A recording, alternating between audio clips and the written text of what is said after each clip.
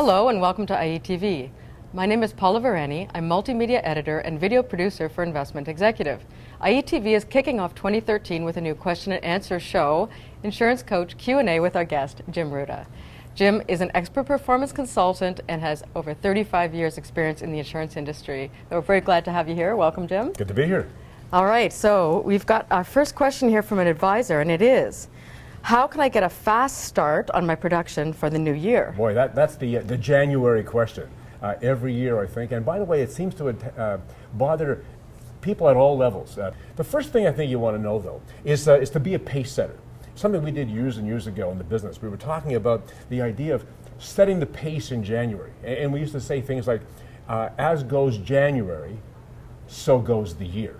And I think that's very true. You get a real good head start if you're ahead of the game in January. Man, things just look better, brighter, your attitude's better. So you're going to have to find a way to commit to effort. Realize that activity creates aptivity. If you're in the life insurance business, you know, the apps come if you're active enough. So keep doing something.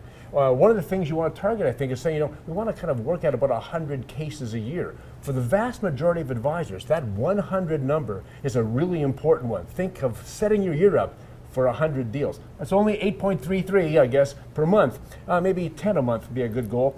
Remember also, I think, that your attitude is inversely related to the length of time since your last sale. It's another reason you want to have more activity going. And if you get that a good fast start, you realize you need a few cases in January. I don't think you don't really want to say, well, I'll kind of catch up and I should get warmed up.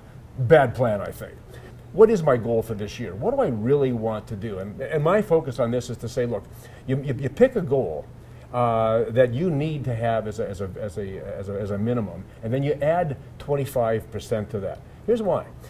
You say, if I need 100,000, then I'm going to focus on 125,000. Maybe it's first year commission, whatever.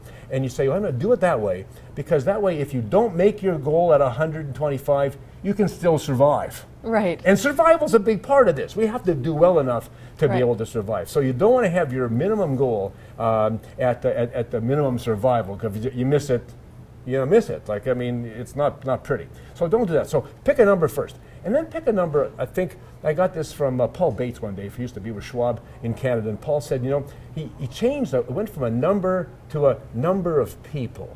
So rather than a production number, he went to a number of people. I think if you can focus on how much help can I do? How many people can I help? That can change your whole January, and it changes the whole focus and can help you do that pace setting, that job. And of course, we want to get those goals done in 10 months, not in 12. Because if we're aiming at 12 and we miss, again, so that example of taking your 100,000 and adding 25% to it, aim to end the whole year by the end of October. So you got some extra stuff over. And that even makes it easier in January to get that start, to get that little impulse energy required to get yourself going. Even at the very beginning, what if you just said to yourself, I want to just do one thing every day to get a new client? Just one thing. I don't even care what that is. But anything at all. It could be sending an email, it could be writing a letter, making a phone call, dropping in on somebody, I don't know. And then realize, of course, like I've said before many times, that the old SW, next. And I think it's a great idea. It means, that some will buy from you, some won't buy from you, so what? It's not about you, right? Okay. Some are willing to listen to your story, if you have one. Some are actually waiting for you to call if you only would.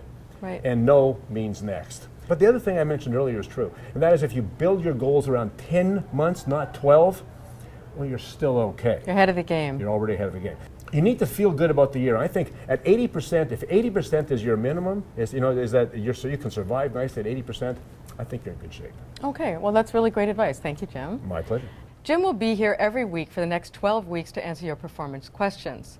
The goal of Insurance Coach Q&A is to help you build your business with direct and actionable advice, so send us in a question for Jim Ruda. Just send it in to Q&A@investmentexecutive.com, which will be displaying graphically on the screen right now. So send us a question, Q&A@investmentexecutive.com. See if you can stump Jim. And we hope to see you again next week for more practical tips with expert performance coach Jim Ruda.